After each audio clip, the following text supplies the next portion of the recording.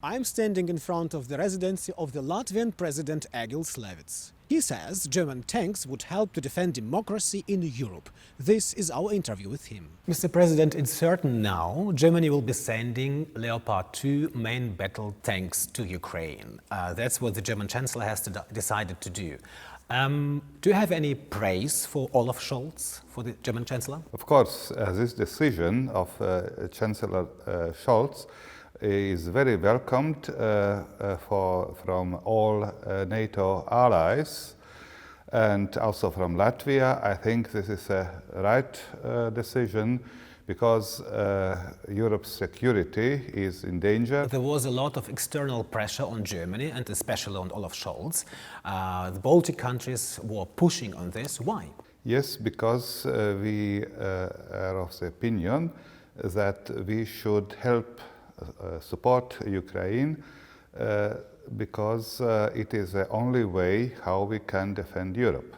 Mr. President, critics say Europe is increasingly being drawn into the war. There are many people in Europe, and especially in Germany, who are opposed to the fact that more and more weapons are being sent to Ukraine from the West. Do you understand their criticism?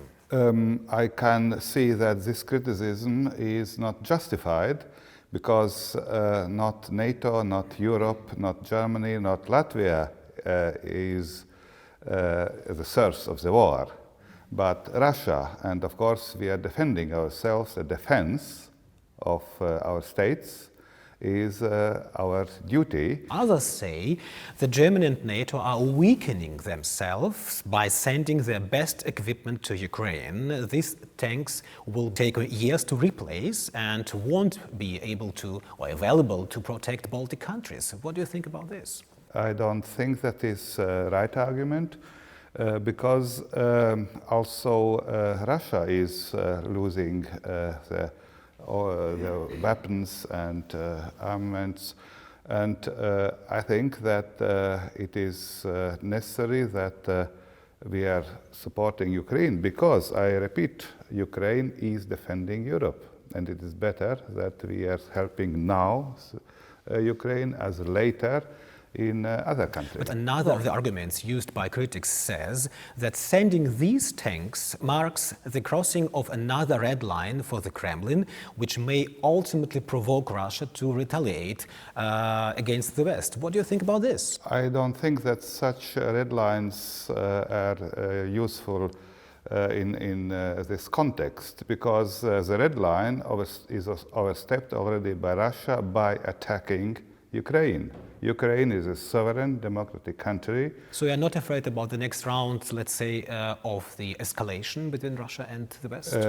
We should help Ukraine to defend the nation, the state, and Russia should see that aggression cannot lead to some benefits, because if we would allow Russia to benefit from aggression, then of course there is no more limits.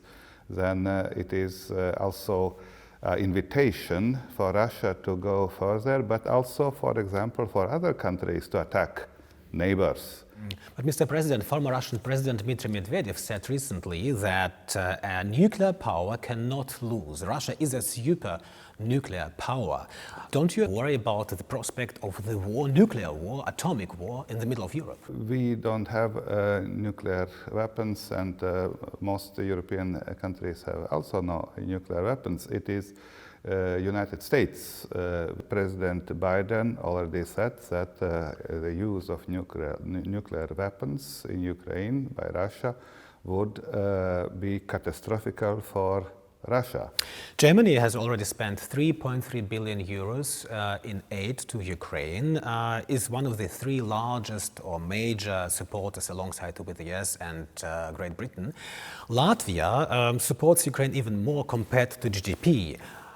Should Western European countries do more? If we are looking to the geopolitical situation, it is crucial that Europe is defended, and now the defense of Europe is in the hands of Ukraine. And our duty is to help Ukraine. Your country, along with other Baltic countries, has not only closed its borders to the Russians, not to all of them, but to most of them, but also explicitly refuses to take in Russian war refugees. But these are people who are fleeing from mobilization and perhaps even from certain death. Why are you closing your borders for these people? We are closing borders to Russian tourists. If there are real refugees, of course, their demands we are looking into, but we don't want now in the situation in Europe when Russian soldiers are killing Ukrainians to have here by us Russian tourists. Would you be ready to take in Russian war refugees fleeing from mobilization? We don't want to have Russian influx here in Latvia because it is up to Russian society to stop the aggression. That's an argument that is being heard here more and more. But the reality, Mr. President, is that people who openly protest the war in Russia are endangering their freedom and security. There are now hundreds of lawsuits against Russians for what is being called in Russia discrediting of the Russian armed forces. Some people who protested the war are now in prison for many years. So should more Russians be put behind bars? We will examine individual cases, of course, but the Russian immigrants are welcomed in Germany, for example. They should go to Germany. But not in Latvia. We have here the Russian population already. Even before the war, the Baltic states warned of Russian aggression, especially after the annexation of Crimea 2014. Do you have the feeling or the sense that Western Europe, Western countries didn't take you seriously? It is a serious failure of Western politics. It leads automatically to the full-scale invasion in Ukraine, and we know that this is the consequences, and therefore, also for this reason, we are for real and support of Ukraine in order to defend itself this time. Is that different now, Mr. President? Are the Baltic countries and their sense of security more important and decisive for the others? Do you have this feeling?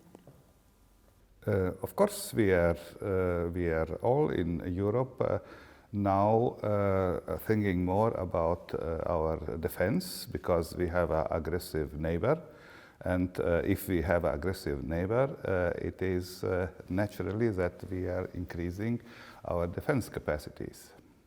Egils, Levits, Latvian President, thank you for this interview. Thank you.